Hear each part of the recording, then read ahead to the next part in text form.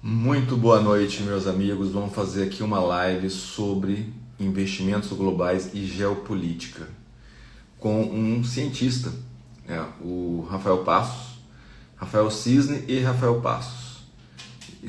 Um especialista em finanças, outro especialista em geopolítica. E aí nós vamos fazer uma live aqui juntos. Daqui a pouco ele vai entrar aqui. Ele já está entrando, Rafael. Vai ser vai ser no teu, Rafa. Faz o pedido aí que eu não sei se você quer fazer no teu particular ou no xadrez.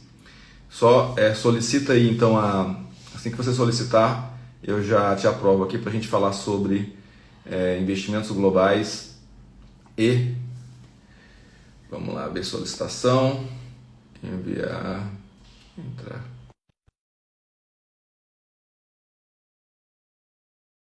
Estamos já entrando juntos aqui. Rafael Passos e Rafael Cisne. Vamos. Olá, boa noite. Boa noite, Rafael Passos. E aí? Vamos. Eu estava aqui, as primeiras coisas que eu estava falando aqui, né? Como é um Rafael Passos e um Rafael Cisne, um especializado em geopolítica e outro em investimentos, a gente vai se chamar de Cisne e Passos, porque o nome Rafael está em comum aqui hoje à noite. Massa, beleza. Isso aí, perfeito. E aí, meu, bom te ver, bom te rever, Bom viu?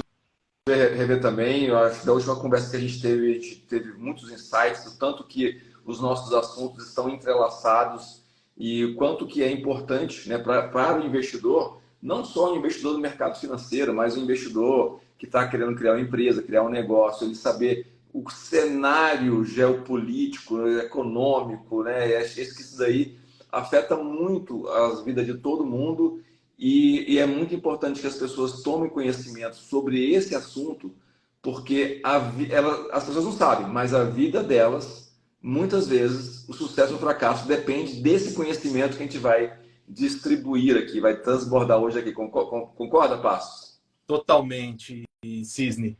O impressionante é que da última vez que a gente se viu, a gente percebeu que a gente tem muitos fatores de congruência, né?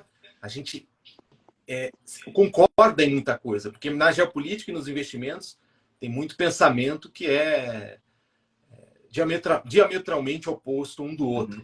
Mas a gente está muito uniforme, né? Então isso é bacana, porque a gente consegue, além de compartilhar valor, a gente caminha no mesmo sentido, né? E realmente, investimento é algo primordial. Eu não tive, assim, da minha história pessoal, não tive muita instrução sobre isso, eu demorei bastante, né? Lá pelos 35 anos, 34 anos. E desde lá para cá, isso já mudou minha vida, já foi o suficiente para mudar muita coisa. E aliar isso com a geopolítica é algo que você potencializa demais, né, o conhecimento, porque você pega a parte de investimento e também entendendo o mundo como ele anda, né? Como que ele está indo e onde que a gente pode alocar nossos interesses financeiros nesse intervalo. Não, exatamente. E quando eu trabalhei muito em fundo de pensão, inclusive o Stefano que está aqui, também um cara que é gestor de fundo de pensão, ele trabalhou em vários fundos, hoje ele opera a carteira dele. A gente sabe que qualquer tomada de decisão de investimentos para médio e longo prazo, o cenário geopolítico ele é determinante para você fazer determinadas alocações de recursos. Então, às vezes as pessoas não sabem disso, mas as tomadas de decisão de investimentos para longo prazo levam muito em consideração esse tipo de cenário, esse tipo de estudo, esse tipo de análise, que é o que a gente vai destrinchar um pouco aqui para as pessoas começarem a entender e vai dar, eu tenho certeza que eles vão começar a pensar, nossa, eu não pensava nisso e como que isso afeta não só os investimentos, mas a vida de todo mundo. Todo mundo tem uma vida determinada por esse jogo, até o nome do teu Instagram, né, o xadrez geopolítico, né, o xadrez ali, porque é um jogo de poder que é um xadrez mesmo, e o xadrez, lembrando que não é uma coisa tão simples, não é toda pessoa que sabe do jogo de xadrez, como mexer as peças. Então não é todo mundo que sabe como as peças do poder global são mexidas, né, com impactos determinantes na vida de todo mundo. É o que o Stefano está falando aí, ó. Cenário interno e cenário externo. É isso, cenário. Cenário que determina Quero agradecer as pessoas que estão entrando, que vão ver depois, aí Vivi, o Stefano, Razas. Infelizmente a gente não sabe os nomes, porque às vezes o Instagram aqui, mas queria agradecer muito aí a presença de vocês. A gente vai passar um conteúdo aqui que eu tenho certeza vai ser muito útil, vocês vão ficar impressionados como que os bastidores do poder global, as nações ali, sabe? É uma coisa que tem coisas, e vou dizer uma coisa para vocês, tem coisas que o Passos só revela pessoalmente que ele não revela em redes sociais. De tão complicado que é algumas coisas que não podem ser ditas. Mas vamos lá, vamos deixar você falar um pouco aí. O que você quer saber, Rafa? Passos. É bem isso mesmo, Cisne, o que o Stefano falou. Às vezes a gente fica muito vinculado ao nosso cenário interno, a gente fica com viés cognitivo, a gente passa a enxergar o mundo com os nossos olhos e esquece que existe toda uma política global que influencia, seja o nosso país, seja outros países onde a gente investe. Então, se você é um investidor de Estados Unidos, por exemplo, você tem que estar bem ligado à geopolítica americana, como que está tocando o barco lá, assim como Estados Unidos, se você investe em China, em Rússia, etc. Mas antes de tudo, eu queria perguntar para você, Cisne, de forma resumida, qual a importância de investir? O brasileiro não tem essa cultura, né? Infelizmente. E trocando assim, de forma bem sintética, que investimento muda a vida? Por que ele é tão importante? Legal, obrigado pela pergunta, porque exatamente, o brasileiro infelizmente investe pouco. A gente tem estatísticas aí, 2, 3%. 2, 3% das pessoas fazem investimentos no Brasil. E por que investir é importante? Porque investir vai te dar segurança, estabilidade, conforto para a sua vida e da sua família ao longo de sua existência. A gente tem no Brasil, por exemplo, estatística que apenas 1% dos aposentados, de acordo com estatísticas do IBGE, 1% dos aposentados tem independência, liberdade financeira. 99% dos aposentados dependem de filhos, de parentes, de instituições e não conseguem sustentar a própria vida com conforto e segurança. E como que é resolvido isso? Nos países desenvolvidos, né, que tem uma cultura de investimentos, o jovem começa a trabalhar com 16, 17, 18 anos, já começa a fazer os seus investimentos, porque lá na vida adulta ele vai ter uma vida muito melhor do que só com o salário, vai conseguir ter mais coisas, viajar mais, comprar, ter mais prazer, ter mais conforto e vai aposentar com conforto, com independência financeira. Um termômetro, que eu até falo sobre isso, Passo, você que é um cara que já viajou o mundo inteiro porque faz parte do trabalho, você concorda comigo, eu já viajei também bastante e a gente encontra velhinhos americanos em todos os lugares que você vai. É impressionante. Por quê? Porque eles têm liberdade financeira, porque eles construíram isso ao longo de suas vidas. A gente não encontra, você vai para Paris, vai para Dubai, você não encontra um velhinho venezuelano, um argentino, né? E poucos brasileiros velhinhos, né? Não na vida, na vida produtiva, né? Mas velhinhos mesmo, você encontra americanos em todos os lugares do mundo. Americano, japonês, né? Então isso reflete o nível de poupança e investimento que essas pessoas fazem devido à cultura que elas têm. Você me lembrou uma história. Um pouco antes da pandemia, eu fui passar, eu acho que o Natal ou o Ano Novo na Ilha Grande. E lá eu conheci um casal de americanos, já bem idosos, já tinha ali... assim, eles já estavam... Eles resolveram tirar um ano sabático. Uhum. E eu perguntei para eles, nossa, mas como que é isso, né? É óbvio, vocês ganham em dólar, eu sei que a moeda é poderosa. Aí eles falaram, porque a gente investe na Bolsa há muitos anos, há 30, 40 anos. Aí eu cheguei para eles e perguntei assim, isso é comum nos Estados Unidos? Ele olhou para mim com uma cara assim de, cara, como você é idiota, é óbvio que isso é comum. Você não faz isso? Foi mais ou menos assim. E aí eu lembro que na estatística, na época, eu cheguei a pesquisar isso, era um negócio assim absurdo. 66%, 70% da população americana tem ação em bolsa. Uhum. E aqui no Brasil, que você falou, é 3%, 2%, não sei. Exatamente. É absurdo.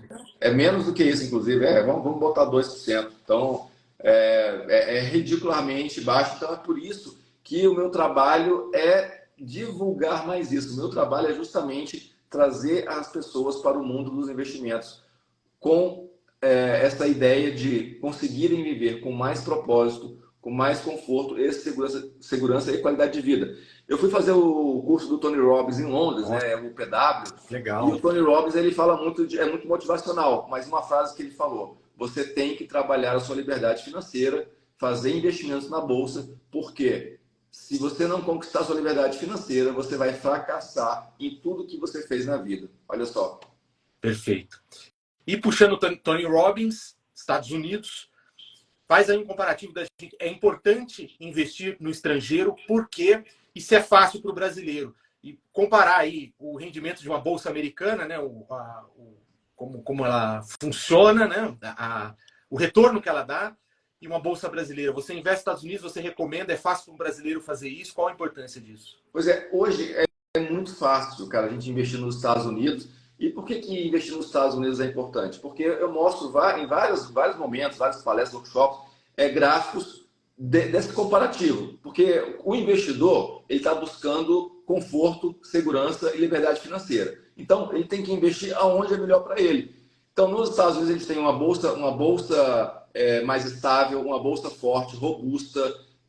As maiores empresas estão lá. E hoje é muito fácil qualquer brasileiro abrir uma conta, mandar qualquer quantia de dólares para os Estados Unidos e começar a fazer os seus investimentos por lá. E eu não estou falando de corretoras como a Avenue, não, porque a Avenue é uma corretora meio que startup brasileira, que o Itaú comprou, e as pessoas às vezes não sabem. Hoje mesmo na academia, eu estava falando com uma pessoa sobre isso, que eu conheci na academia, e eu falei para ela, cara, olha só, o câmbio que você mandar o dinheiro para a Avenue é em média 6% mais caro do que você mandar para uma corretora americana de verdade e investir como um americano investe. É isso que eu ensino para as pessoas hoje, sabe? Passos. É muito fácil, é muito simples, só precisa de realmente vontade, porque hoje está tudo muito simplificado e a gente consegue fazer remessas de qualquer valor para os Estados Unidos para poder investir por lá numa moeda forte, nas maiores empresas, recebendo dividendos em dólares, né? Que é isso que a gente quer. Isso aí. E um dos problemas de você investir por essas corretoras, por exemplo, em startup, é que você está submetido à regulamentação brasileira, né? Então, se você investir por uma intermediadora, né, que seja efetivamente americana, é legislação americana. Aqui no Brasil, se um governo mais intervencionista resolver uma taxação ou alguma regulamentação mais restritiva, se você tiver por intermédio dessas startups que têm sede no Brasil, você tá com um problema na mão, né? Exatamente, porque uma das coisas que eu tomo a decisão com os meus alunos sobre investimento e tem a ver com geopolítica, que é o seguinte: por que investir fora? Primeiro, os melhores investimentos estão lá? Tá, isso é fato. Agora, um outro objetivo, sem a gente falar sobre rentabilidade, vamos falar sobre risco. Se parte do nosso patrimônio deve ser investido fora para a gente se proteger de alguma coisa que pode acontecer aqui pelo cenário geopolítico, se você está investindo numa instituição nacional, o governo pode lançar mão disso, ou você precisar de resgatar e passar por aqui. E aí, quando passa por aqui na sua conta corrente, pronto, o governo vai lá e pega. Se você está numa corretora internacional, cara, pode acabar isso aqui, você tem o seu saldo lá numa instituição americana, nenhum outro país vai conseguir botar a mão. O Regiton, que é um amigo e um aluno meu, a gente acabou de falar aqui, é muito fácil, né, fazer investimentos fora. E aí ele, inclusive, uma vez online com ele, a gente falou, vamos fazer uma comparação de fazer a remessa para a Avenue e lá para a Interactive Brokers. Cara, em média, a Avenue é 6% mais caro do que as corretoras aqui que utilizam esses instrumentos aqui no Brasil para investir nos Estados Unidos. Fantástico. Muito bom. Muito bom. Estados Unidos, além de ser poderoso, tem muita empresa, né? Só o S&P são 500 empresas. Então, é o índice deles, das maiores empresas, tem 500. O nosso Bovespa aqui, eu não lembro se chega a 50. Não lembro. O nosso índice tem entre 60 e 80 empresas, dependendo ali de quando que você olha, né? Das atualizações que são feitas a cada 4 meses. Perfeito. E Estados Unidos é muita empresa de capital aberto, das mais diversas áreas. E isso facilita a questão da geopolítica. Você pode se expor a alguns riscos, se você for apetitoso por risco, ou algumas oportunidades também na área geopolítica, né? Então, os investimentos na área geopolítica, como que eles se alinham? Se você souber, não que a gente acerte sempre, mas fazendo a leitura de cenário, você tem uma melhor ideia de onde eu posso investir, onde é arriscado, e se você gostar de risco, né, no limite ali do que não vai te levar à ruína, evitando o risco de ruína, você pode assumir alguns riscos. Mas é a beleza de entender a tendência do mundo e colocar seu dinheiro para trabalhar nisso. Exatamente. E falando de beleza do mundo, assim, puxando um pouco para a geopolítica, que uma vez que eu conversei com você, cara, me deu. Olha que o geopolítico não é uma coisa estranha para mim, porque trabalhar em grandes fundos com alocação, né, com asset allocation, que a gente faz 10, 15, 20, 40, 50 anos para frente, a gente tem que entender de geopolítica. Mas mesmo entendendo um pouco, a gente conversou algumas coisas ali que, cara, que realmente me deu uma travada. Eu falei, meu Deus do céu, tem muito mais coisas acontecendo no jogo de poder global que nem 0,001% da população sabe, né, que o futuro delas está sendo determinado hoje nas mesas de negociação do mundo inteiro. Queria que você começar a falar um pouco sobre isso aí, do que é possível falar aqui no Instagram. Sim, eu vou dar um exemplo bem light para a gente entender. Você falou isso, eu lembrei de uma história. Nos anos 80, o Brasil tinha um programa aeroespacial respeitado no mundo. Pouca gente sabe disso. O ITA começou a crescer, o Instituto de Tecnologia da Aeronáutica, e os chineses e os indianos começaram a mandar técnicos deles para estudar aqui com a gente. Por quê? Porque essa tecnologia aeroespacial, ela é super delicada, envolve segurança nacional, então não existe compartilhamento de informação. Então os Estados Unidos não exportam essa tecnologia para ninguém, os russos não exportam para ninguém, nem os chineses não exportam para ninguém. Os países não se comunicam nesse ponto. E os chineses e os indianos enviaram alguns estudiosos, alguns cientistas, para estudar o nosso programa nuclear, o CTA, lá em Alcântara, no Maranhão, que nos anos 2000 acabou explodindo. Isso é outra história, não sei se podemos falar sobre isso aqui. Mas qual que é o lance desse negócio? Se você tivesse percebido esse movimento lá nos anos 80 e investido no programa espacial chinês ou indiano, isso era possível, você estaria hoje com o seguinte resultado. O Brasil teve o seu programa aeroespacial congelado, nossa base em Alcântara no ano 2000 explodiu em circunstâncias misteriosas, nós não temos veículo lançador, nós não temos satélite, os satélites que fazem a comunicação de segurança do presidente da República são emprestados dos franceses, então provavelmente os franceses monitoram isso, e a Índia, mês passado, pousou uma nave na Lua, e os chineses vão pousar uma nave na Lua, provavelmente em 2025. Então, pode não parecer muito relacionado com o que a gente fala, mas veja, é um movimento geopolítico que um país, por exemplo, eu gosto de pegar bem a China. A China planejou isso pelos próximos 50 anos. Uau! Então, os caras chegaram e falaram, olha, em 2030 a gente quer pôr uma nave na Lua. Trabalharam para isso e hoje estão lá. Vão colocar uma nave na Lua. A China, a Índia acabou de colocar. Isso é um planejamento de longo prazo do país. É um planejamento geopolítico e que acabou dando certo. Então, se posicionar geopoliticamente é um bom exemplo. Eu gosto desse exemplo aeroespacial porque ele mostra. Se você tiver a capacidade de fazer uma ancoragem para o futuro, vai ter sucesso. E assim, as pessoas talvez possam estar falando assim, pô, mas o que isso tem a ver com a gente? Gente, é o seguinte, quem domina a tecnologia atrai recursos, atrai capital, as pessoas ficam ricas, o país fica rico. Vê lá o Elon Musk. É o cara mais rico do mundo, até as empresas conglomeradas é uma das empresas mais ricas do mundo, e o que ele está desenvolvendo para ir para o espaço, o bobo é aquele que acha que ele quer só para o espaço, porque ele está mirando lá nas estrelas e está dominando o planeta em termos de software, em termos de geolocalização, carros elétricos, carros que andam sozinhos. Então, ele vai desenvolver nos próximos anos, já está desenvolvendo uma série de produtos que vai ser distribuídos no mundo inteiro, porque ele está desenvolvendo essa questão de ir para o espaço. O Passos falou muito bem desse negócio e Passos, eu gosto muito desse negócio de corrida espacial, estudei um pouco. Inclusive, você falou bem que o veículo lançador lá explodiu, né, em Alcântara, matando acho que sete pessoas, se não me engano. E alguma das coisas que eu li na época foi o seguinte, porque tinha algumas peças que eram para ser feitas lá nos Estados Unidos, não sei se é na NASA e tal, e eles humildemente depois eu vi alguma no rigor que era. Por quê? Porque o governo americano falou assim, não quero que esses caras desenvolvam. Né? Então você vê como que a geopolítica afeta. E outra coisa, o Brasil, não sei se vocês sabem, o pessoal deve saber, que para você botar um foguete, né, um veículo no espaço, a quantidade de combustível é determinante.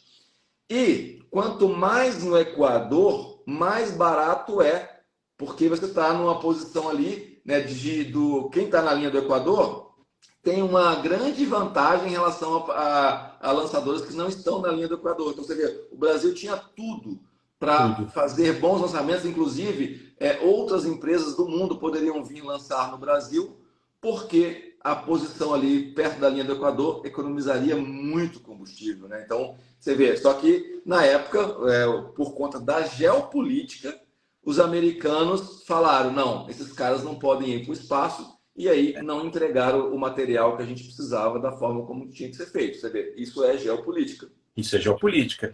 E aí o programa brasileiro está congelado. Então, nos anos 80, nós éramos referências, e quem veio estudar com a gente já está pousando na Lua. E a gente ficou parado por ausência de projeto nacional. De novo, para o pessoal entender, por que estamos falando aqui de investimentos e geopolítica? Porque se o Brasil tivesse decolado, literalmente, neste projeto, o nosso país hoje seria outro. Seria um país mais rico, com mais tecnologia, as nossas famílias seriam mais ricas e as nossas vidas seriam muito mais prazerosas vivendo num país mais rico, né? Então, como que a geopolítica determina a nossa qualidade de vida? Um exemplo que eu adoro dar, durante o governo militar, o nosso PIB, o PIB brasileiro era muito semelhante ao PIB chinês, né? Hoje, nós estamos distantes, os chineses viraram essa potência que são. E outra coisa, um dado interessantíssimo, o patrimônio médio do chinês, não a renda, o patrimônio médio do chinês duplica a cada 10 anos. Meu Deus. Olha isso. O nosso diminui. Cara, é isso. É isso. Então, geopolítica e investimentos. Olha então, imagina... Passos, olha só. Na Bolsa, a gente estava falando de quantidade de empresas no Brasil e nos Estados Unidos. O total de empresas na Bolsa brasileira está em torno de 400 empresas. Nos Estados Unidos, em torno de 20 mil. Tá? O Brasil... A Bolsa? A Bolsa Americana. Tá? Eu não sabia disso. Então, assim, o Brasil, em termos de ativos bursáteis, que a gente chama de ativos na Bolsa, é 0,8% do que é os ativos globais no mundo. 0,8%. Os Estados Unidos é quase 50%, se não for um pouquinho mais de 50% de tudo que é negociado nas bolsas no mundo. E aí eu te falo, se não fosse pelo esse problema geopolítico, só de falar desse problema do programa espacial brasileiro, se tivesse vingado, quantas empresas a mais a gente teria na bolsa brasileira hoje movimentando, né? Então, você vê como que a geopolítica realmente mina os investimentos, as empresas. A gente teria muito mais trabalhadores empregados em empregos qualificados, né? E a geopolítica mina a nossa qualidade de vida. É isso mesmo. Imagina quantos empregos seriam gerados, economia como iria crescer e o Brasil prosperar e, consequentemente, a população. Mas o Brasil resolveu adotar esse posicionamento geopolítico e, enfim, está colhendo o resultado. Tá. É por isso que é importante a gente se posicionar.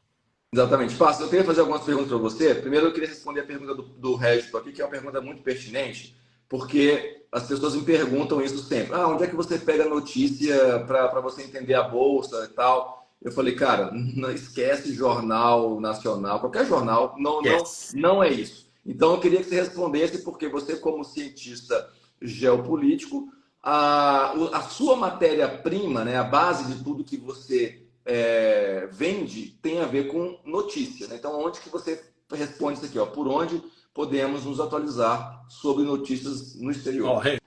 Então, primeiro eu vou fazer o jabá aqui, você se inscreva no canal Xadrez Geopolítico. E aí você está bem informado. Mas, Edson, agora falando sério, qual que é a grande questão? É bem isso, bem similar ao que o Cisne falou. Essa imprensa, a imprensa tradicional que a gente conheceu, ela é completamente dominada. Então, ela não vai te dar uma informação isenta e uma informação que vai te ajudar muito. No caso da geopolítica, eu consulto muito fontes estrangeiras e fontes independentes nos Estados Unidos. Então, por exemplo, canais de Telegram são boas fontes de informação, desde que verificáveis. O importante é você não cair no vídeo do tiozão do Zap, né? Uhum. Mas alguns canais independentes, países que têm bons canais, tá? A Rússia tem bons canais, a China, os Estados Unidos têm excelentes canais também independentes. E a legislação americana agora, ela teve uma alteração uns 2, 3 anos atrás, foi um pouco antes do Covid. Opa, não devia ter falado essa palavra. Um pouco antes da crise sanitária. Que ela alterou, ela permitiu que ex-diplomatas e ex-operadores de serviço de inteligência falassem sobre missões não tão sigilosas, um grau de sigilo menor, eles pudessem falar na internet. Então, hoje está começando a pipocar na internet informações sobre como funcionam essas operações de inteligência. É uma das fontes de informação do meu canal. E eu uso bastante isso. Nada de veículo tradicional, essas emissoras de 3 letras, emissora com uma bolinha redonda no meio. Tudo manipulado. Tudo manipulado. Tudo manipulado. Porque tem interesse por trás e quem paga obriga a informação a ser veiculada. Quando eu trabalhava em grandes fundos de pensão, a gente usava, eu queria sua opinião, Bloomberg e Reuters. São agências que você acha que são confiáveis? Não, eu não acho não. Eu vou explicar aqui. Eu vou dar um exemplo com outro jornal. Tem um grande jornal americano, Washington, vocês sabem qual é, e vazou documento recentemente, 1 ano atrás, de que boa parte do financiamento oculto dele vem do Serviço de Inteligência americano. Então, o Serviço de Inteligência americano quer direcionar você para um entendimento, por exemplo, a Rússia está perdendo a guerra na Europa, e aí eles vão fazer propaganda em cima disso. Eles pagam os jornalistas, é assim que funciona o mundo, tá? Infelizmente, eu não vejo mais um jornalismo muito ético desenvolvido. Então, esses grandes canais, eles muito provavelmente, eles recebem dinheiro de alguma fonte estrangeira. Eu não confio em nenhum, até porque muitos deles dependem de concessão estatal para funcionar. Então, você precisa de uma autorização do Estado para funcionar. Que tipo de acordo que você faz com o Estado? Em geral, você não pode criticar muito esse Estado que concede essa autorização de uso, né? E tem muito financiamento oculto, e a gente já está vendo aí financiamento oculto por exemplo, tem uma grande emissora nos Estados Unidos, 3 letras, que ela está recebendo financiamento oculto. Começa com C? C. Ela está recebendo financiamento oculto e alguns indícios de que são de estrangeiros. Então, nem os norte-americanos estão conseguindo controlar. Veja, então, o seguinte. Imagina um país oponente dos Estados Unidos, seja a Rússia, seja a China, que consegue injetar dinheiro nessas mídias de massa, que são centralizadas e precisam de concessão estatal. E aí essas empresas começam a fazer propaganda para um país que é oponente dos Estados Unidos. Aqui no Brasil a gente está cheio, viu? Nossa. Empresa que tenta sabotar o interesse brasileiro. Mas está cheio, ó, pipocando. Cara, Isso é operação de inteligência básica, tá? Passos, eu vou te fazer umas perguntas aqui que é perigoso o Instagram nos derrubar, então eu vou deixar para depois. Tá. Primeiro, eu queria só fazer esse comentário que o Éder colocou aqui, ó, que nós somos boicotados, né, naquela questão lá de Alcântara, e que nós estamos continuamente sendo boicotados. E, cara, uma conversa com você, uma conversa mais presencial, é uma coisa que a gente fica, falei, meu Deus, é tudo manipulado, é tudo por trás, tem coisas, e como que nós somos manipulados sobre a verdade sobre o mundo. A gente, quando conversa com um cientista geopolítico igual você, a gente vê que a gente não sabe nada sobre o mundo. E aí, trazendo um pouco aqui para o Brasil, lá fora tem questões bastante interessantes, que o jogo é maior. O nosso jogo aqui não é maior porque a gente foi pisoteado pelas grandes nações, né? Porque, para quem não sabe, esse jogo escondido das nações grandes, mas, pô, esse país aí, na América do Sul, Brasil, ele não vai crescer, ele não vai para o espaço, ele não vai se desenvolver para lá, e eles trabalharam para que isso acontecesse. Né? A gente tem o Passos e passou vários indícios disso. Aí eu queria passar a falar com você, primeiro aqui, um assunto bem polêmico. Amazônia. A gente tem uma ideia de que nós somos proprietários da maior mata, né, do planeta. Olhando, fazendo uma análise geopolítica, nós somos realmente proprietários daquela região ali? Olha, não, a soberania brasileira está sendo destruída na Amazônia. Existem já pontos do território nacional que o Exército Brasileiro não pode entrar. Não, para.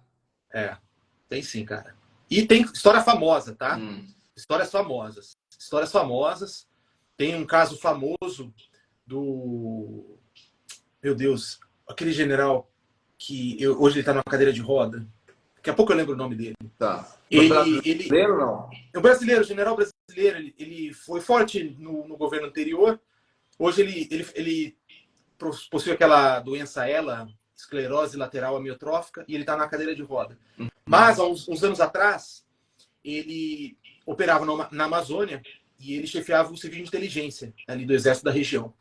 E ele recebeu a notícia de que um príncipe, um rei estrangeiro, estava em território brasileiro. Não informou Itamaraty. Não, como assim? Calma aí. Não, para. Calma aí.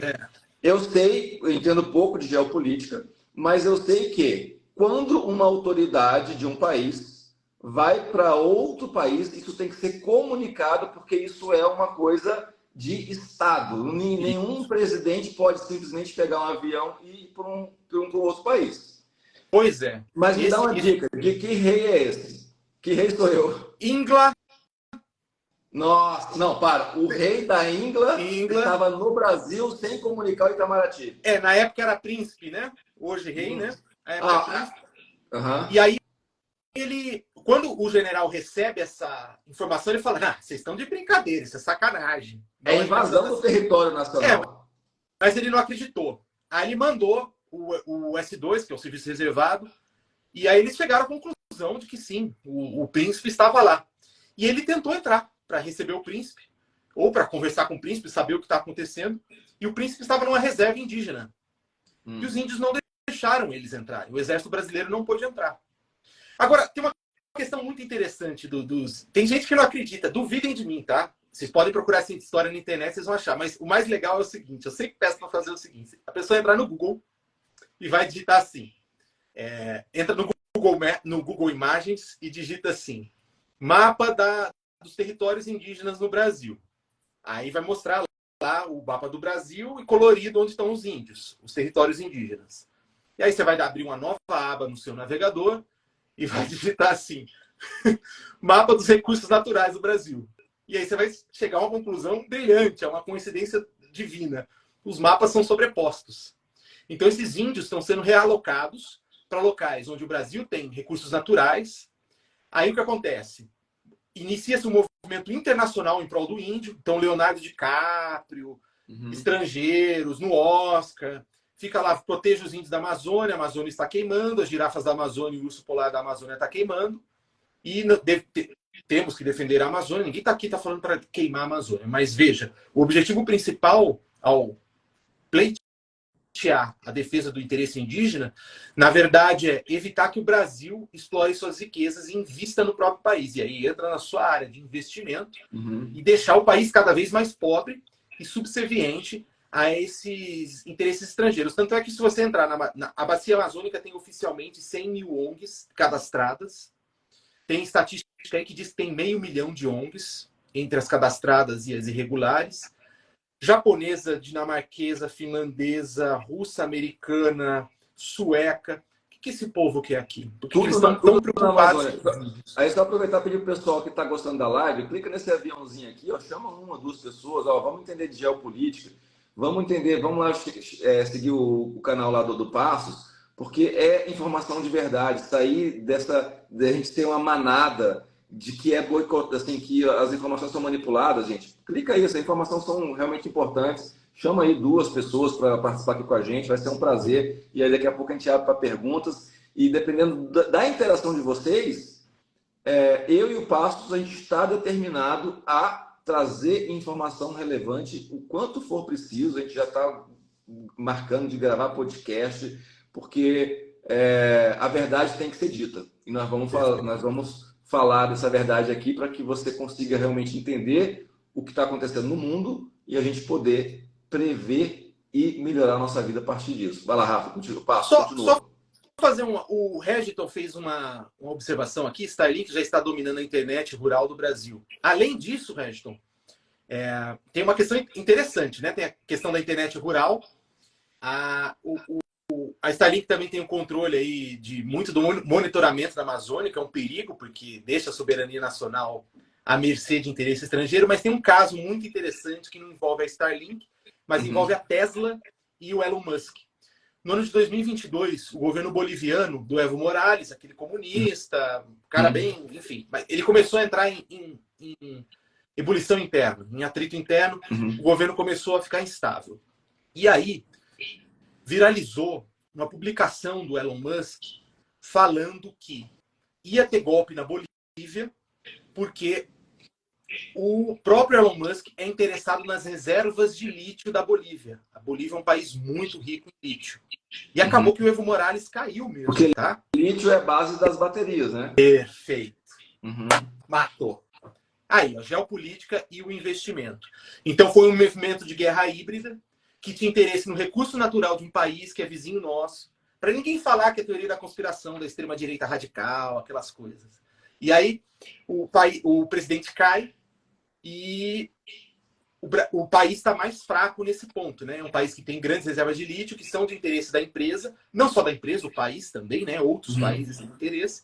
E aí, uma movimentação geopolítica acabou prejudicando as finanças e as reservas de um país, né? É bem interessante esse caso. Nossa, esse caso aí, cara, é um exemplo claro de que os países que são pobres não são pobres só porque eles são pobres, mas porque os países ricos manipularam questões internas e falaram assim: você não vai prosperar, você não vai crescer, porque eu não quero ter trabalho com você daqui a 15, 20, 30 anos. Tá? Perfeito. Passos, eu quero fazer algumas perguntas para vocês, assim, bem provocativa mesmo, porque eu queria entender isso com a sua visão geopolítica, tá? Tanto aqui coisas no Brasil quanto em outros países. Mas vamos focar no Brasil, porque no que diz respeito à nossa qualidade de vida, à nossa segurança, os nossos investimentos, né? O que falta aqui para ter investimentos em termos de geopolítica? Queria falar um pouquinho sobre segurança pública mesmo. Do seu ponto de vista, o problema que a gente tem no Rio de Janeiro de pessoas que são contraventores ter armas muito mais potentes do que a nossa guarda aqui, que seria os nossos protetores. Cara, do ponto de vista, porque que assim, um ponto ali, vários lugares que o governo brasileiro não tem mais comando, né? E eu penso assim, cara, por que não invade esse negócio e toma conta e resolve? O que você tem a dizer sobre isso do ponto de vista geopolítico e se existe intervenção de outros países nessa questão? Cara, essa pergunta... Vai derrubar o nosso Instagram. Olha, eu vou responder com todas as delicadezas possíveis, porque senão a live cai. Então eu peço que todos tenham apuração para entender o que eu estou falando. Não, o pessoal que nos segue, o seu canal já chama Xadrez Geopolítico. O meu Mentor Fim de Mentoria Financeira. É um pessoal altamente qualificado em termos de cognição. Perfeito. Então, eles vão ter que interpretar aí o que você vai falar. Beleza, isso mesmo. Bom, contratos de arma no mundo, eles são feitos end user, usuário final. Então você, Cisne, se você quiser comprar uma arma italiana, uma arma austríaca, para o seu uso pessoal, arma de defesa pessoal, você vai comprar essa arma, e essa arma vai sair lá da fábrica na Áustria, nos Estados Unidos, na Itália, seja onde for. Ó, essa arma vai para Rafael Cisne. Beleza? Beleza. Isso é contrato padrão no mundo. O que acontece? O Brasil, ele tem alguns tratados. Por exemplo, o Brasil tem um tratado de não proliferação de armas pequenas com a Alemanha. É por isso que é impossível comprar arma alemã no Brasil. É um absurdo. São as melhores armas do mundo, você não pode ter. Só se você for colecionador, enfim, é coisa rara. Por que isso é importante nessa pergunta que você faz? Porque quando você analisa o perfil do armamento que é capturado no Rio de Janeiro, você fala, opa, temos um problema. Essas armas são end user. Não poderiam estar aqui no Brasil.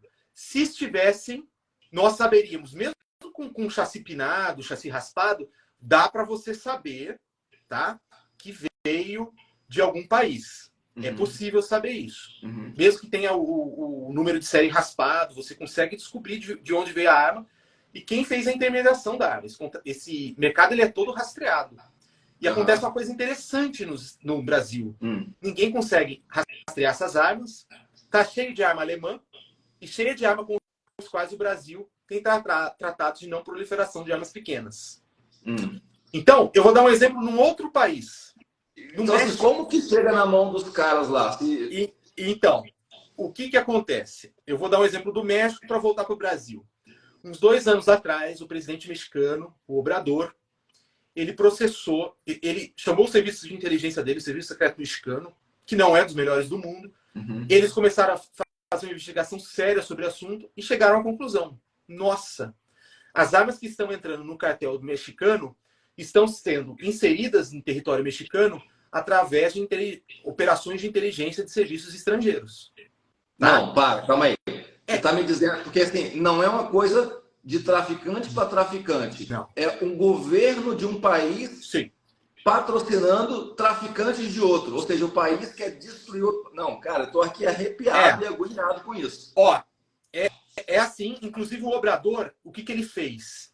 Ele processou os governos envolvidos e as empresas envolvidas, porque a empresa também provavelmente tem envolvimento nisso. Às vezes tem, às vezes não tem. Então, o governo mexicano, ele processou o governo de outras nações por estar patrocinando o tráfico. Você pode falar que país é esse? Não. Ó, os Estados Unidos são um. Não, calma aí. Você está me falando que os Estados Unidos, ele patrocina traficante em outros países. Por que isso? Por que isso tem a ver com geopolítica? Desestabilizar o México. O México tem muitas riquezas. Então você joga, você alimenta as milícias ali, todos aqueles traficantes mexicanos, né? Aquela guerra que eles têm entre eles, e isso desestabiliza o país e fica mais fácil de dominar. Cara, o governo Obama montou uma operação para isso, e foi público isso. Isso que eu estou falando, eu só não lembro o nome da operação. Eu posso procurar depois, eu escrevo no comentário da live. O que ele fez? Ele queria, sob o argumento de que ele queria combater os traficantes mexicanos, ele criou um programa para que a CIA fornecesse armas para uma gangue rival. Isso foi público, ele anunciou. Só que essas armas, eram 5.000 armas, se perderam no caminho. E onde elas estão hoje? Na mão do... E tem uma questão interessante. Oi? Na mão dos cartéis. Na mão dos cartéis. Na mão dos cartéis. Então, o que acontece? Existem elementos bem sérios que indicam que o mesmo fenômeno acontece no Brasil. Então, essas armas que estão principalmente no Rio de Janeiro, alguma parte, ali uns 10, 15%, vem de traficante, um comércio de traficante entre traficantes, mas 80% provavelmente é operação de um país estrangeiro. Mas muito evidente. Você consegue achar nas favelas do Rio, o Lux Deftec é um fuzil de Luxemburgo, de altíssima precisão, que não tem como entrar no Brasil sem ser detectado, ou seja, ele é desviado através de uma operação. Os fuzis alemães, quando você encontra fuzil alemão no Rio de Janeiro, é sinal de que provavelmente foi uma operação de inteligência. Tanto é que você vai perceber o seguinte: se você pegar essas notícias de prisões de traficantes de armas no Brasil, você vai ver todos tem base no estrangeiro. Então, eles prendem lá o manezinho que está na favela, ali na comunidade, está lá com o fuzil, tá? Aí conversam com ele, interrogam ele, e logo eles chegam a um fornecedor que é estrangeiro. Você nunca tem um fornecedor interno. Então tem muito fornecedor americano, tá? Muito fornecedor russo. Então o governo americano sabe Sim. e até patrocina entrega de armas para milícias no mundo inteiro, no Brasil inclusive, para desestabilizar aquela economia com interesses políticos ali. Você vê, a gente já não é dono da Amazônia, igual você falou aqui, a gente já perdeu o controle em muitas regiões do Brasil, e o Rio de Janeiro é evidente isso, né? E cara, olha só, uma pergunta. Então, assim, partindo dessa visão do Rafael Passos, a esquerda latino-americana, como Cuba e Venezuela, tem razão em tentar blindar o país contra as grandes potências capitalistas, certo? Olha só, a pergunta realmente muito boa. Quem fez? Bem capciosa e bem elaborada. Obrigado, aí, Silvana. Quem fez? Silvana Ribeiro, né, da Cruz. Minha mãe. Pô, não, para. Aí não. Não, para. Aí também é demais, né? Sim. Vamos lá. Mas excelente pergunta. Vamos lá. Muitos desses governos de comunistas ou de esquerda, eles têm uma questão que é nacionalista. Então, eles têm essa pegada nacionalista. Eles entendem... Muitos desses governos, inclusive, eles têm uma leitura geopolítica melhor do que países desenvolvidos ou nós aqui no Brasil. Então, um exemplo que eu gosto de dar é Cuba. Eu não tenho dúvida. O serviço secreto cubano é, de longe, um dos melhores do planeta. Isso não, sério? Técnica. Disparado. Não sabia disso. Entra fácil na lista dos 10 mais. Fácil. E eles têm esse viés nacionalista. Então, eles têm essa questão de tentar defender a soberania deles contra a influência estrangeira. A forma como eles fazem isso que é questionável, que é através, principalmente, de planificação econômica. Porque então, a população fica pobre de maré descida, aí não compensa. Então, por exemplo, na Venezuela, os militares viraram uma casta ultra privilegiada, enquanto a população passa fome. Mas, realmente, os países de esquerda, eles têm mais essa visão. Você veja, por exemplo, um bom exemplo também é a Coreia do Norte. É um país famélico, boa parte da população, assim, não tem o que comer, mas os caras têm uma bomba atômica. Como que eles chegaram lá? Entendeu? Protegendo os próprios interesses, entendendo... O importante da mensagem que eu tento passar é o seguinte. A gente tem que... Eu gosto de entender o mundo como ele é, apreciar as nuances e as diferenças, mas a gente tem que ser pragmático também. Eu entendo... Porque veja o seguinte, o Cisne. Na minha visão, eu posso estar errado, é uma opinião, eu acho que todo mundo faz o seu papel, menos o Brasil. Então, os americanos, eles estão certos em querer desestabilizar países estrangeiros. Os chineses estão certos, os russos estão certos, os indianos estão certos, os paquistaneses estão certos, os indonésios estão certos. Nós que estamos errados de não nos protegermos. Nossa, então, cara, olha...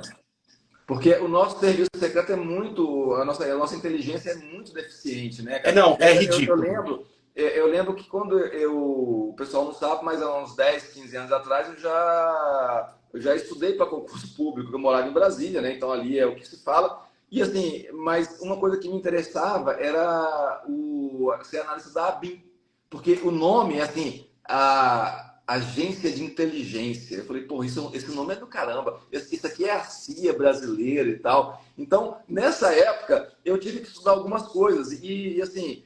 A gente deve ter, não sei, você pode me dizer melhor do que eu, que a gente tem uma agência de inteligência, nos Estados Unidos tem mais de 10 e que elas fornecem relatórios que todos os dias chegam na mão do presidente dos Estados Unidos, relatório de inteligência sobre coisas que estão acontecendo no mundo inteiro, sabe? Perfeito. Porque a inteligência é que faz que dá essa poder de mexer as pedras do xadrez e tem muito a ver com o nome do teu, inclusive da tua página, que é xadrez.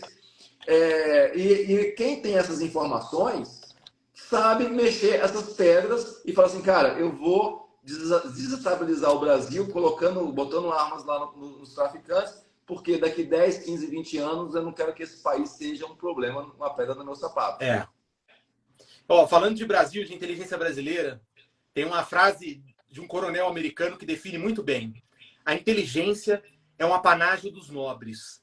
Confiada a outros, desmorona. Vamos falar de Brasil? Então, a inteligência é um apanágio dos nobres. Confiada a outros, desmorona. A inteligência é quem manda no país. Tá? Uma boa inteligência. Eu vou te provar isso. Fernando Collor de Mello assume o governo. A primeira medida dele, extinguir o SNI, Serviço Nacional de Informações da Herança Militar, que era um puta de um serviço secreto. Não estou defendendo condutas, não estou falando disso, eu estou falando do ponto de vista técnico, assim como o cubano é dos melhores do mundo hoje, o SNI era fantástico. Ele extingue. Collor foi empichado. Beleza?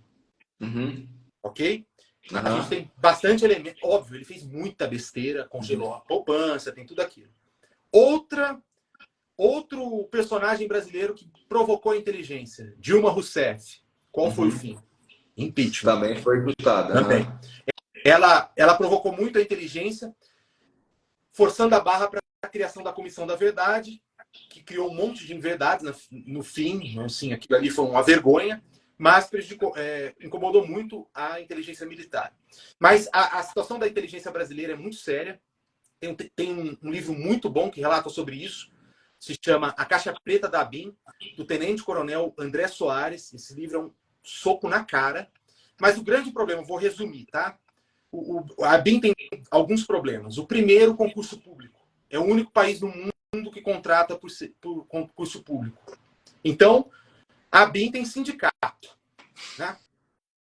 É um negócio... E um dia desses, pouco tempo atrás, 6 meses atrás, vazou a lista dos sindicalizados da ABIN. Então, a gente tem o nome de todos os agentes secretos do Brasil. Cara, mas a gente às vezes tem um vizinho que trabalha para uma agência secreta de algum país e você nunca vai saber que esse cara é... Né? A gente pode... De repente, você trabalha para uma agência secreta de algum país e não está sabendo. Né? Agora, na ABIN, o nome das pessoas sai no jornal. O cara nunca vai poder ir lá na Rússia, nos Estados Unidos, na Coreia, fazer um relatório, porque todo mundo sabe quem ele é. Concorda? Agente secreto de crachá. Agora, sabe qual que é o problema? O grande problema da ABIN é o seguinte, entre outros, né? A questão do concurso público, falta de estrutura, falta de percepção dos presidentes da República de que isso é importante. Nenhum presidente da República deu importância para isso até hoje.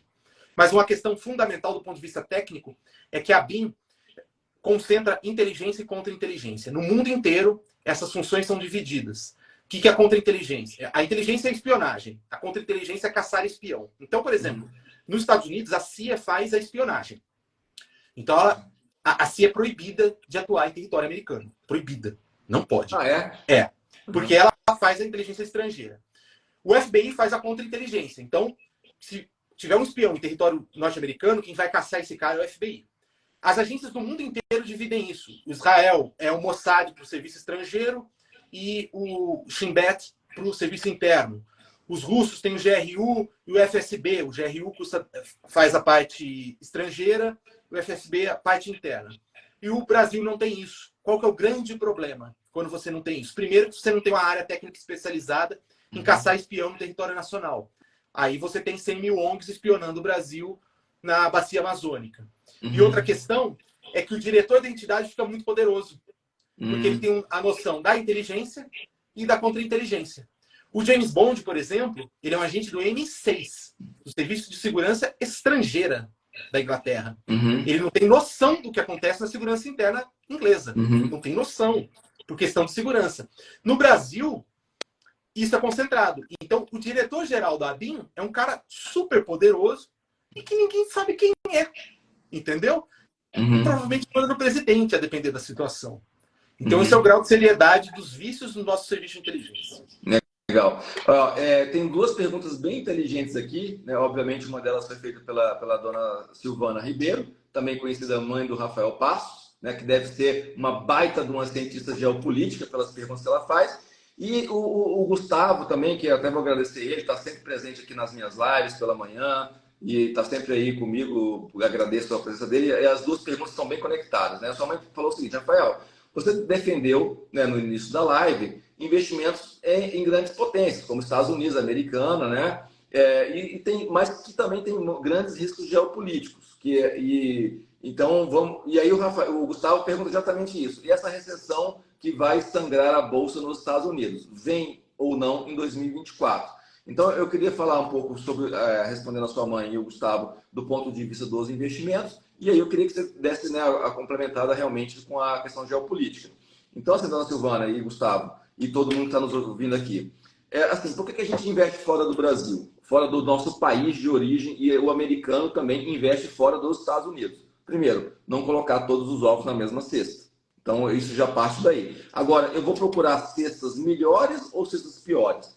Obviamente que cestas melhores. Então, se eu comparar a economia brasileira com a economia americana, já te respondendo, Gustavo, eu vou encontrar o seguinte: há um risco de recessão na economia americana? Sim. Mas quais riscos que a gente carrega no Brasil que pode deteriorar mais ainda a nossa moeda, o nosso poder de compra e a nossa bolsa? Então, eu vejo claramente o seguinte: o Brasil enfrenta problemas? Enfrenta. E como que a bolsa se sai frente a esses problemas? Muito mal. Tanto é que a gente vê uma bolsa no Brasil que nos últimos 10 anos não chegou a encostar na inflação.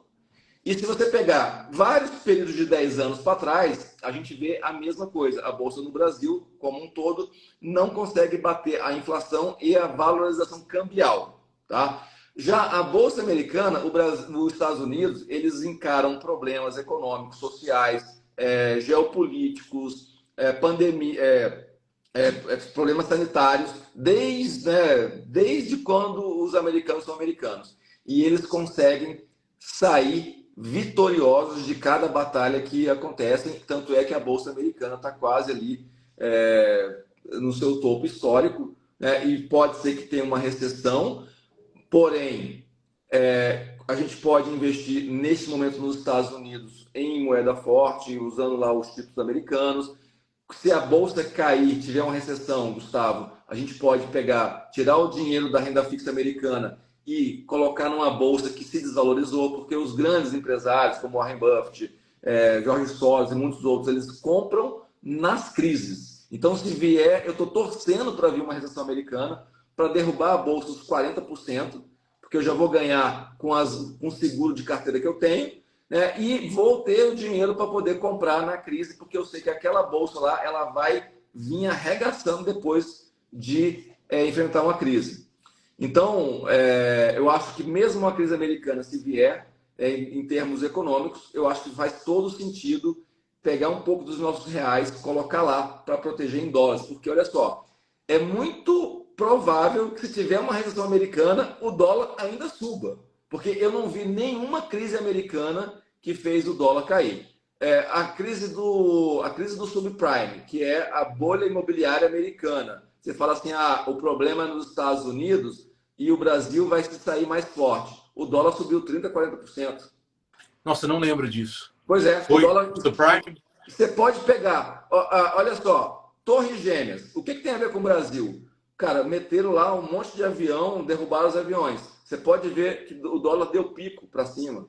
Entende? Então, qualquer crise americana que tiver, não quer dizer que o Brasil vai se fortalecer e ser mais forte que os americanos. A nossa moeda continua frágil e numa crise global, as pessoas vão comprar ouro. Para você comprar ouro, é impossível comprar ouro sem comprar dólar, porque é uma commodity cotada em dólar. Vamos ter reserva de minério, vamos ter reserva de petróleo, vamos comprar prata. Para você comprar qualquer commodity hoje no mundo, você precisa de ter dólar, senão você não compra.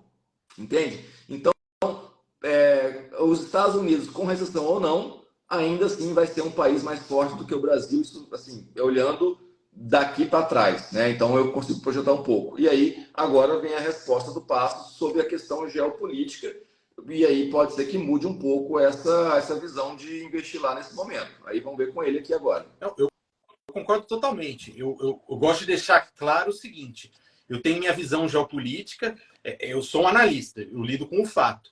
Eu tenho também um viés ideológico, todo mundo tem. Agora, o que eu quero dizer? Eu tenho críticas a todos os governos, ao governo americano, ao governo chinês, ao governo russo, à política externa desses países, a Índia, a Argentina, dane-se. A questão é, eu tenho que ser pragmático. Então, sendo pragmático, eu vou investir nas melhores economias. E não tem como falar que os Estados Unidos não são uma grande potência. Né?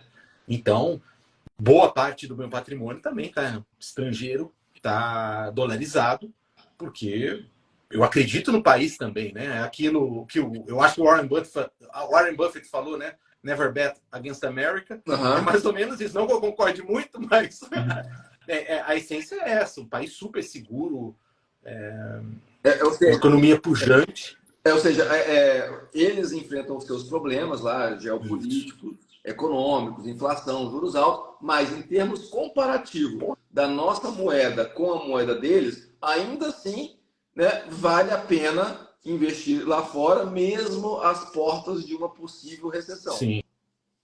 Sim. E falando no Warren Buffett, só fazendo um adendo aqui, uma observação, o grande amigo dele faleceu, né? 99 anos, ia fazer 100 anos agora em janeiro, né? Ia fazer 1º de janeiro 100 anos o Charlie Munger. Exatamente, né? A gente perde aí Adorava ele, cara. Engraçadíssimo. Pois é. E você vê, né? Poxa, 99 anos, ia fazer 100 anos, então é um sinal de que... E eles, assim, são pessoas reconhecidas no mundo inteiro pela sua capacidade de fazer investimentos, e a gente brasileiro fala assim, não vou investir na economia americana por conta dos riscos que estão acontecendo agora. E aí, como é que eu penso assim? Vem cá, o Buffett é um cara foda nos investimentos. Se ele continua lá, né? Porque se tivesse um risco americano, ele ia tirar a grana lá e ia procurar um lugar para botar o dinheiro. Né? Então é aquele negócio. O que os grandes investidores americanos estão fazendo com o dinheiro? Né? Então, isso também responde um pouco essa pergunta aí. Pragmatismo. A gente tem que, independentemente das críticas que a gente tenha a um governo, o país é poderosíssimo, né? Os Estados Unidos é uma potência gigantesca, tem empresas excelentes, e você quer ver seu patrimônio crescer. Você não vai trabalhar para ficar num nacionalismo bobo, só invisto no Brasil, e vendo seu poder de compra ser corroído, né? Seu patrimônio diminuindo. Não faz sentido algo assim. Exatamente. Se você levar um pouco do seu dinheiro para os Estados Unidos, eu falo o seguinte, vamos supor, eu mandei $10 mil, $50 mil. Então, aí eu penso o seguinte, daqui a 10 anos, é mais fácil eu fazer uma previsão do que vai acontecer com esses $10 mil nos Estados Unidos ou $50 mil no Brasil, para daqui a 10 anos. Quem vai ter mais poder de compra daqui a 10 anos? $50 mil no Brasil hoje ou $10 mil nos Estados Unidos? Aí falando de volume, porque eu tenho alunos desde que estão começando do zero até a gente tem 10, 15, 20 milhões de reais. Então, por exemplo, $1 milhão, $5 milhões. O que é melhor? O que eu posso. Não é o que é melhor. Aonde que eu posso confiar mais? $5 milhões no Brasil hoje ou $1 milhão nos Estados Unidos para daqui a 5, 10, 15 anos? Aí, me respondam vocês. É a segurança jurídica que o país dá, né? Aqui a regra muda toda hora. Uma hora pode ICMS na base de cálculo do PIS/COFINS, depois não pode, aí você tem que tributo retroativo, e aí você tem que pagar coisa que 20 anos, o judiciário, você tem uma sentença judicial transitada de julgado a seu favor, que você não tem que pagar esse tributo. Aí vem o Supremo Tribunal Federal, desconstitui a coisa julgada e fala que você vai ter que pagar retroativamente 20 anos. Bicho, acabou, cara. Exatamente. Você não tem isso nos Estados Unidos, porra. Outra coisa, assim, por exemplo, hoje, para você investir nos Estados Unidos, o IOF, Imposto sobre Operação Financeira, que é uma jabuticaba que só existe no Brasil, está 0,38. É 1,01 para mudar de conta corrente e 0,38 para conta de investimento. E esse IOF é uma coisa que é prerrogativa do presidente da República. Ele pode mudar. Se ele começar a ver fuga de capital, ele vai pensar o seguinte, cara, esse IOF que é 0,38, vamos passar para 5%, 6%. Aí vai ficar muito caro mandar dinheiro para lá. Então, cara, não espere o apocalipse, né? Vá mandando recursos regularmente para lá para você se proteger e ter um patrimônio blindado, né, ao longo na pior das hipóteses, daqui a 10, 15, 20 anos acontece um problema por aqui, não estou dizendo que vai acontecer e nem torcendo para que isso aconteça, mas se acontecer, você tem um dinheiro lá fora que você vai poder usufruir e pagar suas contas ali e viver melhor. A ideia é basicamente essa. E é isso que você falou, né? A diversificação que vai te salvar. Uhum. Você vai pôr diferentes produtos, vai comprar diferentes produtos em diferentes países, diferentes ativos e representativos, e vai diluir o seu risco, né? Aham. Beleza. Ô, Passos, eu tô vendo aqui que é engraçado, né? Que a gente conversou tanta coisa assim que a gente poderia falar, e a gente já falou tanta coisa e não falou de tanta coisa que poderia Verdade. falar ainda. Eu acho que a gente tem a gente vai ter mais um trabalho pela frente. Eu vou pedir às pessoas que estão seguindo aqui que comente aí se está gostando da live e tal. Isso vai ser um termômetro para a gente trazer esse conteúdo com mais qualidade para vocês.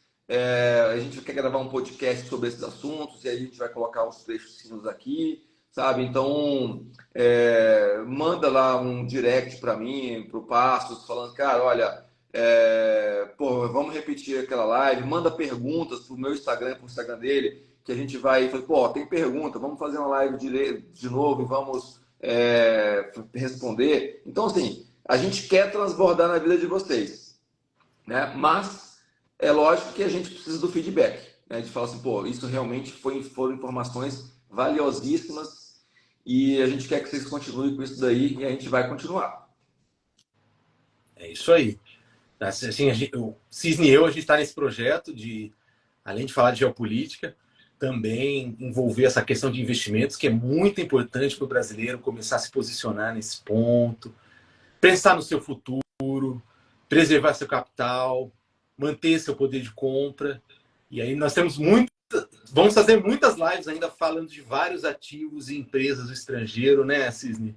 Pô, aí o Gustavo, no final da live, que já tem mais de uma hora, mete uma pergunta dessa, porque essa pergunta aí, eu e o Passos, a gente fica conversando uma hora. A gente já conversou uma hora sobre ETFs, pra você ter ideia, né? Então, se você fosse escolher um desses ETFs, qual você escolheria? Cara, assim, ETF é uma maravilhosa fonte de investimento, eu não escolheria um, né? Assim, a gente tem hoje ETF com a renda fixa aí. O VO é um ETF que replica o S&P 500. Gosto pra caramba. Vai O ficar salvo, Vanguard, Vini. né? O Vini chegou, vai ficar salvo, tanto no meu Instagram quanto no Instagram do Passos, Xadrez Geopolítico. E sigam ele lá, né? Me sigam também, né, aqui. E porque lá você tem informações realmente de verdade sobre o que acontece na geopolítica e como afeta. A gente falou aqui, a gente falou sobre quem que é o dono da Amazônia. A gente falou por que a base de Alcântara não deu certo. A gente falou sobre como que pessoas mal intencionadas no Rio de Janeiro têm mais armas, mais potentes do que as pessoas que deviam ter as armas para nos proteger, sabe? Então a gente falou sobre tudo isso. São coisas que afetam a nossa vida e que a gente tem muito mais para transbordar aqui na vida de vocês. O VOO, o SPY, todos os ETFs que eu gosto. Esse é da Vanguard, né? É, né? É o Total World Stock. É, Legal. Gustavo eu Manja, gosto do. hein? É seu aluno? Não, o Gustavo deve ser mega investidor aí, tá escondendo o jogo da gente aí. É seu aluno? Aprendeu com Eu gosto muito de ir no S&P, no SPY, por quê? Porque dos vários ETFs que tem, que replica a Bolsa Americana, que replica o S&P 500, o SPY é o que mais tem opções líquidas, sabe? Os outros também têm, mas... E aí é o seguinte, eu sempre sou aquele comprador de seguro, então eu sempre estou comprando um pozinho, tanto do Nasdaq 100 quanto do SPY, porque se tiver uma catástrofe, eu quero me proteger a lá, né, lógica do cisne negro, do Nassim Taleb. Então, o Taleb fica multibilionário toda vez que tem um crash na bolsa. E eu falei assim para mim mesmo, o próximo crash não me pega, né? Então, eu estou sempre ali comprando pozinho do S&P 500, do Nasdaq e do Ibova também, sempre. Então, eu faço algumas operações que eu vendo puts ali de algumas empresas e tal, para gerar a grana que remunera a minha carteira e ainda me patrocina comprar esses seguros, porque, inclusive, falando mais tecnicamente disso, né, o Taleb, ele tem um sócio que se chama Spitznagel, que é o cara que escreve sobre opções de forma magnífica, e ele, uma forma que ele tem para fazer é o seguinte, os fundos dele, comparando com os fundos médios do mercado, rendem em média 6% a menos do que o mercado. Por quê? Porque todo mês eles compram 0,5% do patrimônio em seguros, em pozinho. Em pó. Então isso esse 0,5% ao mês vai afetar negativamente a carteira em 6% ao ano. Agora, toda vez que tem um crash, igual aqui na pandemia, o fundo dele subiu 3.500% em um mês. Cara. Né? Quando teve a queda do subprime, foi 3.000, 4.000%. Quando teve as torres gêmeas, 3.000. Então, assim, é isso. Então, é isso. Então, por isso eu gosto do S&P, do SPY, porque é onde tem... Inclusive, aquele cara, que é o nome dele, que foi alvo daquele filme fantástico, né? Que era... como é que é o nome? Que fala do subprime americano, lá da bolha. Calma aí, já vou lembrar. Quem lembra aí daquele filme aí? Um filme fantástico, que fala da queda da bolha americana lá. Isso, A Grande Aposta. A Grande Aposta, The Big Short. The Big Short. Isso. Que inclusive, Big Short é você tá operando contra o mercado, né? Então, é o Michael Burry. Cara, e esse cara aí, recentemente, ele tá sempre falando que tá comprando pozinho de Nasdaq e de S&P 500. Cara, eu não vou ir contra os grandes, né? Então eu vou seguindo ali o padrão ali. O Burry está comprando, não sei se você sabe, a ação de uma empresa de presídio privado nos Estados Unidos. Que isso, sério? Michael Burry está comprando. Ele começou a comprar porque assim, ele provavelmente está apostando que vai ter talvez ali uma eclosão de violência nos Estados Unidos e muita gente vai ser presa, vai ser redirecionada para esses presídios privados e vai aumentar o lucro da empresa. Ele está comprando. Michael Burry. Eu sei que o Taleb gosta de ouro. O Taleb compra bastante ouro. Agora, você falou do Taleb, tem um trecho no livro lá do Antifrágil que ele conta que tem conexão geopolítica muito interessante. Quando foi estourar a Guerra do Golfo, o governo americano avisou que ia invadir o Iraque. E o que o Taleb... Ele narra isso no livro. O que o Taleb falou? Bom, o mundo inteiro está apostando que o petróleo vai aumentar de preço. Alguns até diminuir. O que ele apostou?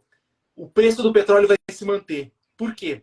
Como o governo anunciou previamente a invasão, ele entendeu que o mercado já tinha precificado a invasão antes. Então, entre o anúncio e a invasão, houve essa precificação pelo mercado. Ele ganhou ali uma bolada, milhões de dólares, porque ele aceitou essa aposta. Então, veja, o cara teve uma leitura geopolítica e conseguiu ganhar dinheiro com isso, cara. Fantástico. O Taleb fala da curva. O Vini está falando aqui que ultimamente tem só opções de um ano, né, para frente, pozinho todo mês. Assim, Vini, eu já comprei pozinho de longo, sabe? Só que é o seguinte, o longo, ele acaba ficando caro. Então, como que eu estou feito agora? Porque presta atenção, se você com o mesmo capital, você quer comprar pozinho lá para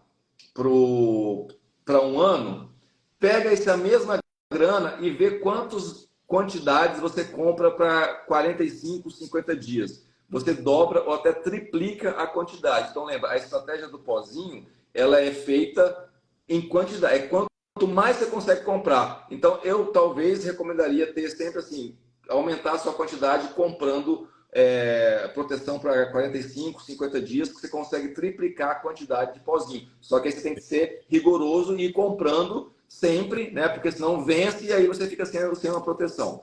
Para quem quiser saber mais sobre isso, tem lives aqui todos os dias aqui no canal, no MentorFin, né? E eu não estou falando sobre opções porque ninguém está perguntando, então eu falo o que realmente consigo trazer mais gente. Mas nas lives, gente, traga perguntas técnicas sobre investimentos. Se eu não souber, eu vou trazer. Quem sabe, igual agora que a gente está falando aqui, né? Uma collab. E obrigado aí, Gustavo, aí, ó, live top. E fiquem ligados aqui na gente, porque a gente está realmente disposto a trazer conteúdo fora da caixa. Disney, eu vou te conectar com meu irmão. Meu irmão entende muito de derivativos, mas muito. É absurdo. Só que ele não quer fazer live, ele é tímido. Eu vou jogar um chaveco nele. Eu quero pegar esses nerds aí e trazer para transbordar na vida das pessoas. É de estourar a cabeça, cara. Mas é timidão. Mas vamos então, a gente vamos encerrar por aqui, já tem 1h15 aí de live, vai ficar salva no meu Instagram e do Passo também, o Xadrez Geopolítico, né? Sigam ele lá. E a gente vai trazer mais conteúdo de qualidade para vocês aqui, podem esperar. Passo, algumas considerações aí, vamos encerrar. Boa noite, obrigado aí pela sua disposição. Foi muito bom e vamos trazer mais conteúdo de qualidade. Cisne, eu queria muito agradecer a oportunidade, muito legal. A gente tem uma visão muito parecida de investimento, né, de mundo, de propósito também. E eu gosto muito dessa mensagem que a gente quer passar, vai passar, está passando, de ajudar as pessoas, seja para investir, seja para ter consciência geopolítica. E vamos fazer mais lives, abordando outros assuntos também, né? E até mais técnico dentro da área de investimento. Estou assim, super empolgado. É um mundo muito fascinante. O mundo da geopolítica e finanças, eles têm um ponto em comum muito interessante. Que eu amo nesse. Tem 3 assuntos que eu adoro, que é geopolítica, finanças e nutrição. Por que eu gosto desses assuntos? Você sabe, você consegue entender o fator comum que tem entre eles? Cara, eu falo da nutrição e das finanças junto, porque é o seguinte, você tem que viver bem, viver mais, você precisa de investimento em nutrição. Eu levo por esse lado aí. Qual que seria, na sua opinião? É bem isso, mas assim, uma coisa que eu adoro é que os 3 lidam com o mundo real da forma mais crua possível. Se você errar, você vai pagar o preço do seu erro. Não tem jeito, cara. Você errou no investimento, você vai perder dinheiro. Você errou na análise geopolítica, você vai perder credibilidade ou, depender do caso, dinheiro. E se você errou na nutrição, você vai prejudicar a sua saúde. Então, são áreas do conhecimento humano que não tem desculpa. Não tem chororô, não tem mimimi. Errou, meu amigo, você paga o preço. Isso que é fantástico. Eu amo esses assuntos, então muito obrigado por me receber aqui. Viu? Não, eu que agradeço. Aqui é uma collab, vai ficar salva nos dois e o Gustavo está falando com toda razão. Falta atividade física aí. Bora correr. Amanhã, ó, tem live 6h30 da manhã aqui e depois a gente vai correr. Gente, então boa noite para vocês. Forte abraço. Mandem aí, tanto para mim quanto para o Passos, sugestões de conteúdo que a gente vai preparar e trazer para vocês. Boa noite, Cisne. Boa Obrigado, noite. viu? Até mais, até a próxima. Tchau, gente.